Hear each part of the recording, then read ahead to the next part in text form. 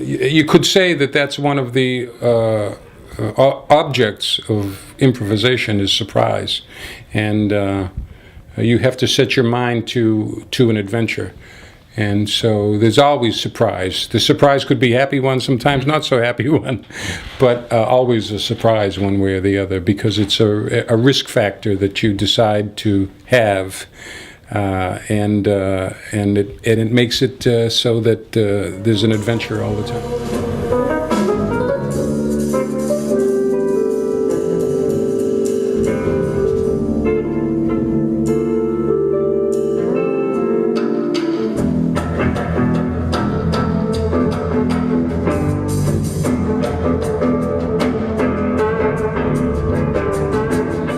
They say it takes two to tango. How many people does it take to jazz it up?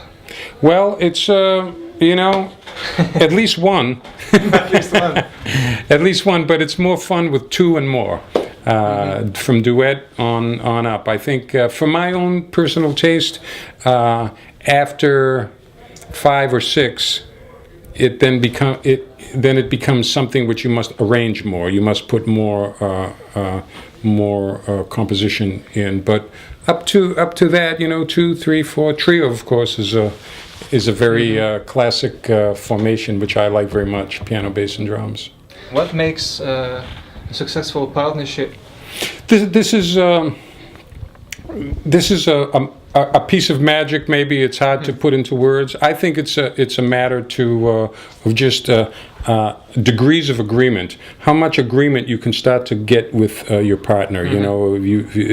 And you build on your agreements with the kind of music, with the kind of way you like to communicate, and everything. And the more you build, the more rapport that you have, and it becomes very solid, so that you can do anything then. When you have a band like this with John, together with John, Kenny Garrett, Christian McBride, Brian Blade, now that we have such a good communication, we can practically do anything, any composition, any direction will go well, because the communication is so strong.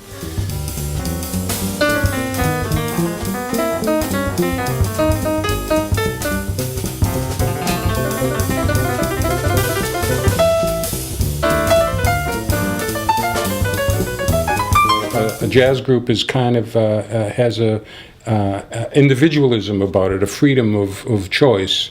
It's not a dictatorship. It's a working together very, very closely, and in this way, there's a kind of freedom about it. And I think that this is the thing: when people like jazz and they see a jazz group that has this freedom, and when it works very well, I think it inspires people, because it inspires within them also a kind of freedom, because this is a natural thing for people to have, is a wish to be free, to have their own causation, their own determinism. I think that's what one of the basic attractions of jazz. Well, it's interesting when you talk about revisiting, because if you say you're married, like I've been married for 37 years, and I don't think of it like every time I see my wife, I revisit her. Do you know what I mean? When you have friends, and when you have a musical partnership, then it's just there, and you can always make new music. So with Return to Forever, it was 25 years since we played together.